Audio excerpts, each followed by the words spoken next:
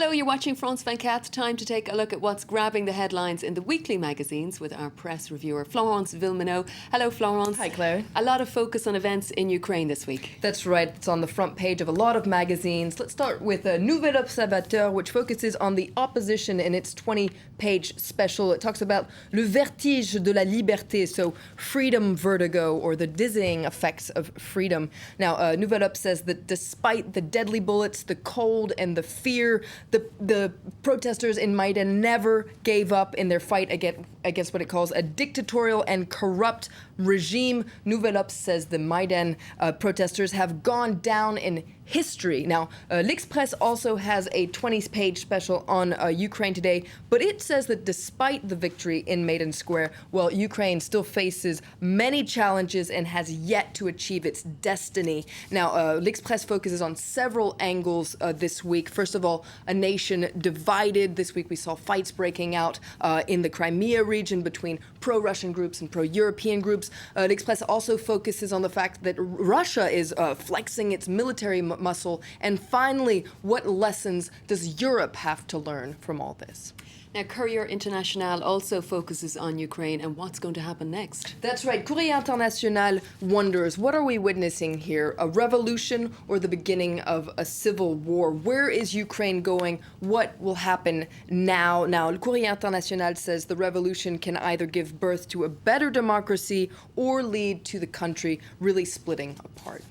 Now, also in the weeklies, a lot of focus on Algeria. President Abdelaziz Bouteflika says he wants to run for a fourth term. That's right. Now, Jeune Afrique this week focuses on one of Bouteflika's leitmotifs during his 15 years in power, and that has been to reconcile with former terrorists. So Jeune Afrique has an exclusive report about what happened to these reformed terrorists from groups like the armed Islamic group, the JIA here in France, what is known as here in France, or the Islamic Salvation Front.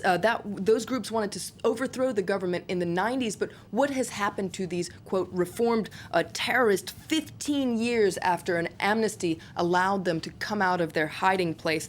Jeune Afrique wonders, what is life like after jihad? Now, among the people that they interview and talk about is a 46-year-old man named Badis Louamar. Now, he was one of the leaders of the armed Islamic group, and now he collaborates with the army to try and convince hardliners to join the National Reconciliation Project.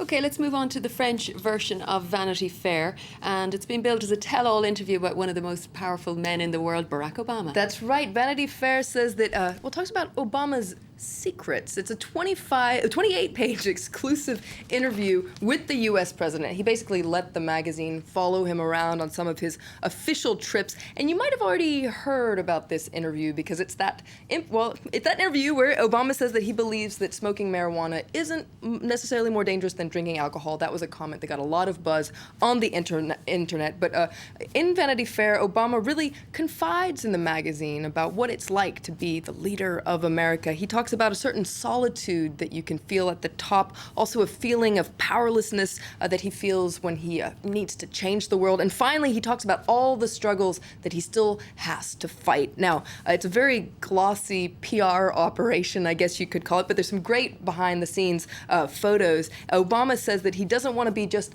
another president, he wants to be a different president. I would suspect he very tactfully confided in Vanity Fair. Now, let's move on to Italy. The magazine there, L'Espresso, is predictably focusing on the man of the moment, Matteo Renzi. That's right, and you can see a very Napoleon-looking Matteo Renzi on the front page of L'Espresso this week. They don't call him Matteo Renzi, he's Matteo the First. Now, he's fresh-faced and young, he has a very ambitious program to change Italy, but can he deliver? You can read about it in L'Espresso this week.